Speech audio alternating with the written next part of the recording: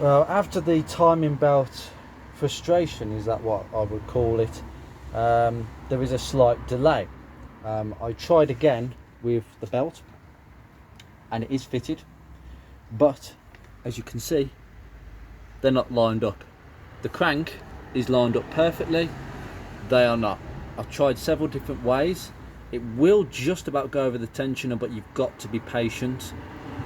But that belt, I think, is too short, and what's happening is because it's so short, every time I'm putting the tensioner on, these wheels were level. I take the tool out, because if I don't take the tool out, it won't come out. Because when you put the tension on, the belt forces this cam this way. That's why it's lifted. That's why I think this belt is not the right one. It's too short. It's the correct belt, but it's just a manufacturing fault. So I've ordered exactly the same belt, and well, for a good price of £15 actually, at a discount. So we'll just see if that fits. But in the meantime, I have been cleaning inside here. I don't know if we can get a good shot. I've cleaned all around the steering rack, degreased all of that. I did all that off camera. It didn't take me very long at all. The oil down there has preserved the rack. Steering racks always have oil on them. But we've done the drive shaft, we've cleaned up the back and the wiring, and you can actually see everything. So I'm pretty impressed by that. But now it's a case of fitting the inlet, because that came today. So now we can fit this back. This has all been cleaned. I've cleaned the sensors, and we just put it back in. Put the gasket on very nicely where the tags actually go right at the ends. This is going to be quite a fiddly job. Unfortunately, the footage I had, rather disappointingly, well, it got lost. I'm not sure how it happened, but it was data corruption, is what the computer said. It just wouldn't accept it, and then my phone started saying the same thing, so I don't know what was going on. Typical glitch. Just make sure that the gasket is nice and sitting. It is actually sitting in. It's a typical gasket with all the tags on it. They do flatten over time. The last one, I looked in it and thought, yeah, there's no way that's going back on. Do it properly. New exhaust gasket, new inlet gasket. It's part of the course when you've got one of these jobs. I'll just do a bit of a clean now. Getting all this back on is going to be difficult, but I think the main priority is to get these 5 bolts in. Now these 5 little nuts, I'll just show you, they're actually very, very clean. Everything on that side of the engine is quite clean. They are 17 Newton meters, so we're going to get it in position with the aid of, I suspect, a 13mm and an extension, but we'll see how we get on, because we might need to go back to the old trusty 13 flexi ratchet spanner, which are very useful. I recommend you get a set of them, the flexi ones. Yeah, they go a bit floppy over time, but when you need one, you really need one. So we're going to try and get it lined up at the back and press forward.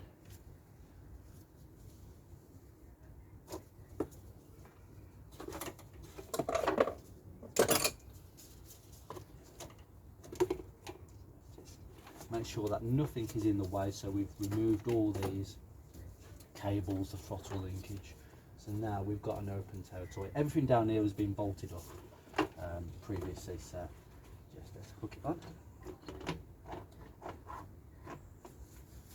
And that went on absolutely fine. Yeah. Okay. Might need to remove this cardboard just for a second, because that is in the way. Right, this is quite important. I've just moved the manifold back a bit. This multi-plug, put it over. Okay. Now, shut it by just doing that. There we go. That is now locked on. The wiring's nice and clear. Now this hose, couldn't remember where it went before, but basically it runs underneath. This goes from the heater bypass over the top of the line, the coolant line that goes to the thermostat. This runs just under that wiring. Now you've got this wiring here that goes from the loom to the coil packs. Okay, this clip, it goes in here. Okay, but we're not going to just in there. Okay, sorry about the camera. We're going to connect all this up before we put the clips in. So we put one clip in there. We've got this, which I believe this clip may plug into that bit there. I can't remember what that's for, but I'll find out. And then we've got this one that connects up to there. But first of all, we get the manifold bolted down. But it is important just to make sure you've got all the wires where you need them, okay? No chafing, no tightness. I mean, this wire is pretty close to the main loom, but it's okay. And as I say, you've got the coolant hose underneath, which is tight. Some people run it underneath here, but I think the angle is a bit funny. Plus this clip here that holds the heater hose and this together, that looks as if it should go there. So if it does, it probably is a good fit. So that's important. Also at the front, I have fitted the housing beforehand. These 10mm bolts are very difficult to get around to, but just have some patience, and then link it up to the top radiator outlet, then hook this expansion to there, okay, and then put the black switch in for the fan switch and the coolant temperature switch, which is under there. The wiring for that, if I remember rightly, is just here, so it goes underneath here to where the switch is, yeah, and then this wire goes under it. It's a bit of a faff actually, all this. You've got to make sure all the wires and pipes are in the right place, because you don't want anything chafing or scrubbing or just getting crushed basically. You don't want that. That is really bad. But this is actually a lot more easier than in the Focus, because in the Focus over there, literally almost the entire wiring loom goes over this point of the gearbox, because the inlet is at the front where all the electrics are. There's no electrics on the back because it's all the exhaust, so it's the complete opposite to this. But in this car it's a bit easier because most of the electrics go to the front. There's only a couple that come round the front for the core pack, etc. So we're going to get these bolts tied down now and start fitting things.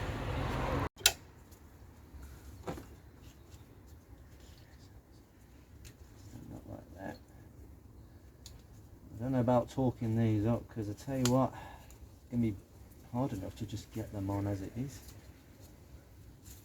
Yep, that's better. Once you've got a couple just hand tied, in fact I'll get my photo towards you, and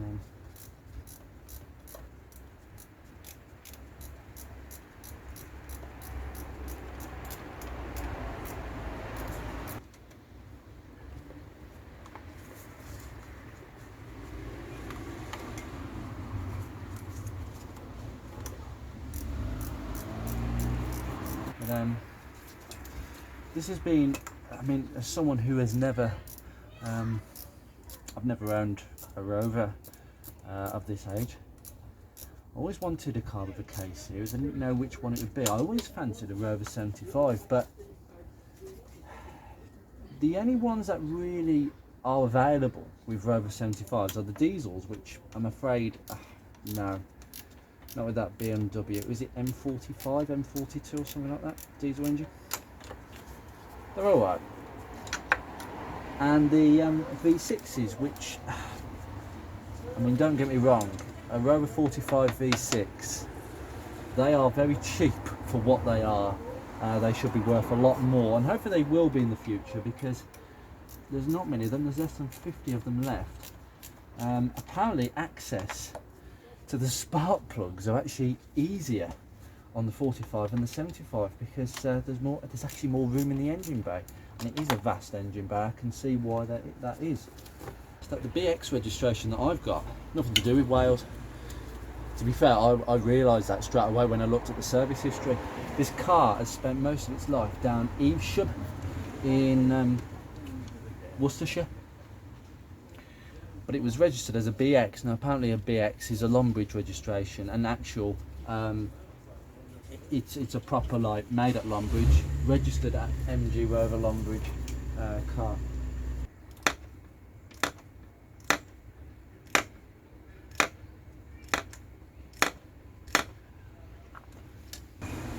It's almost as if they designed these nuts to be taken off from below with a spanner. or flexi ratchet spanner. I think I'll be going for that spanner in a second.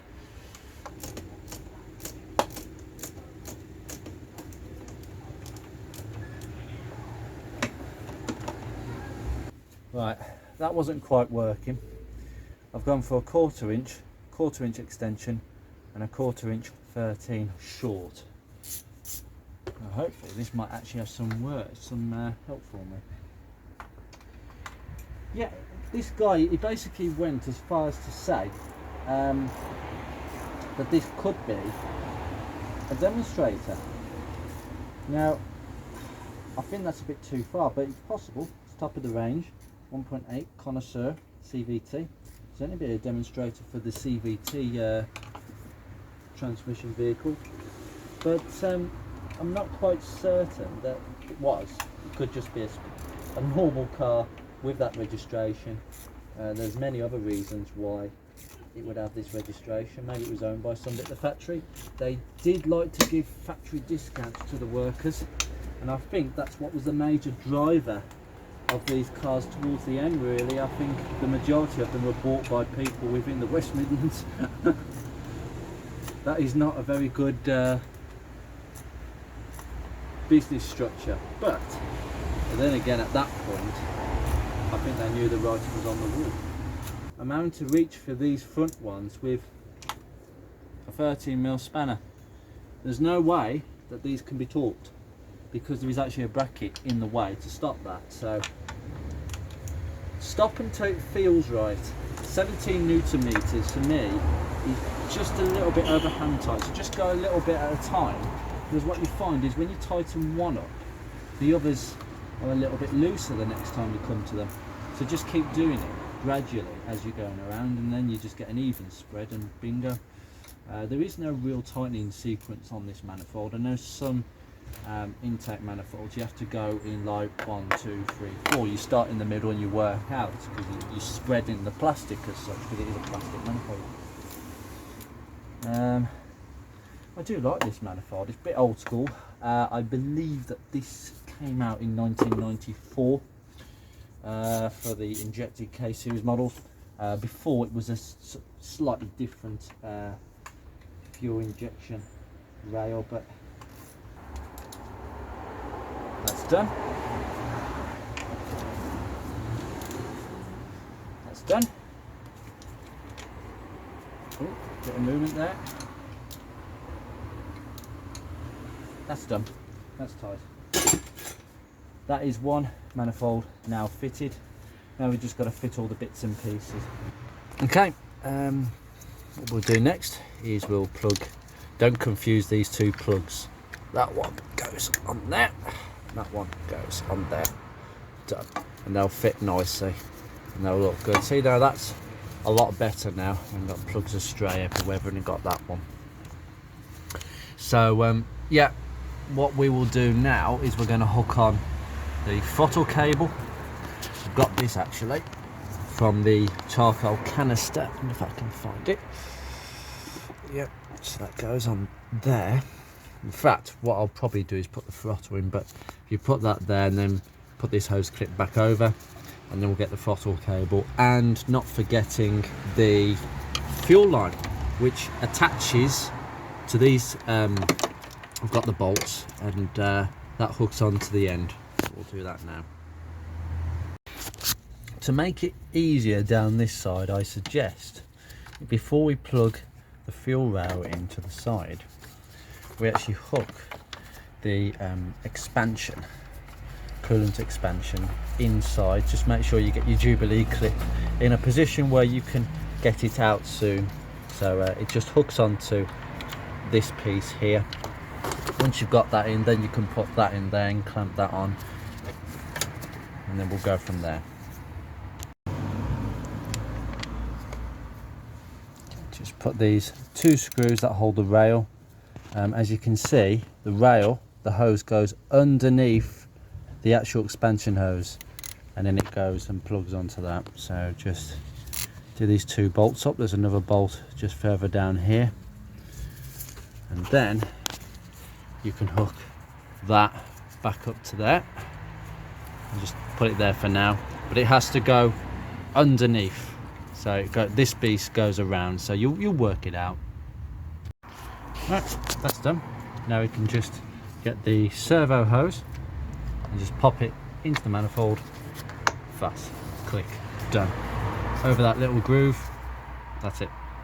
Now the boo-boo that I've made is that I've actually put the manifold on without putting, as you can see, the fuel pipe on, the feed pipe, which is just here. Now that side goes towards the top end of the filter, and that's what we're going through with 8mm bolts, 10mm bolts, can't think of which one.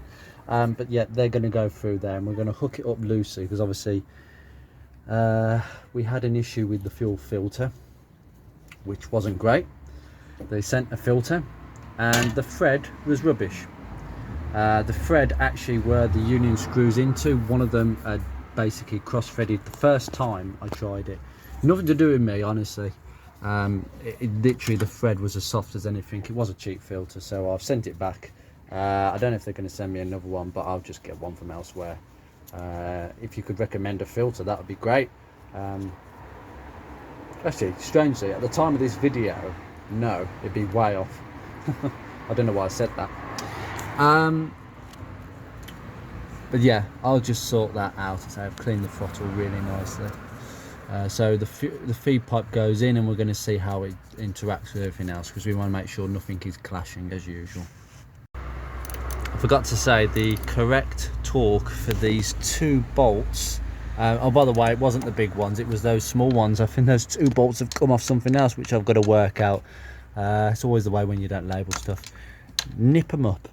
These bolts just need to be nipped up, that's all. 9 Newton meters, and the same for the 2 holding that return rail on.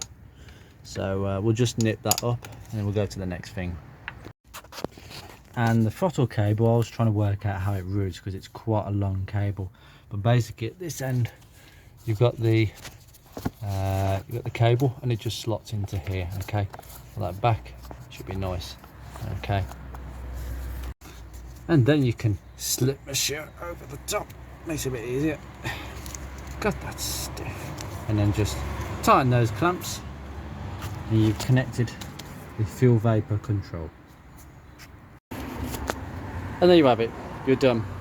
Now it is important just to make the final few checks to make sure that everything is connected. I have cleaned an awful lot, but that's as simple as it gets. Removal is the opposite of installing it, as far as I'm concerned. It's one of the easiest manifolds to take on and off. There was a plug I did off camera. There's a couple of other bits I've done.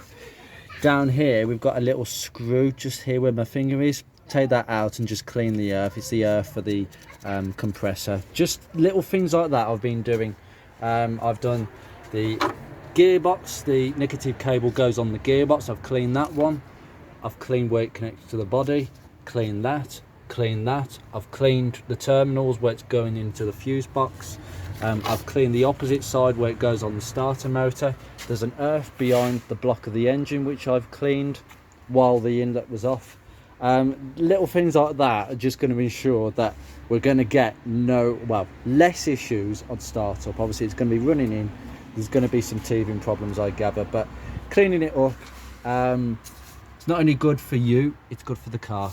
My secret, it's not a secret, silicone spray and a microfiber cloth. That's what gets engine bays of mine looking like this. And consider the difference to a couple of months ago. Huge difference.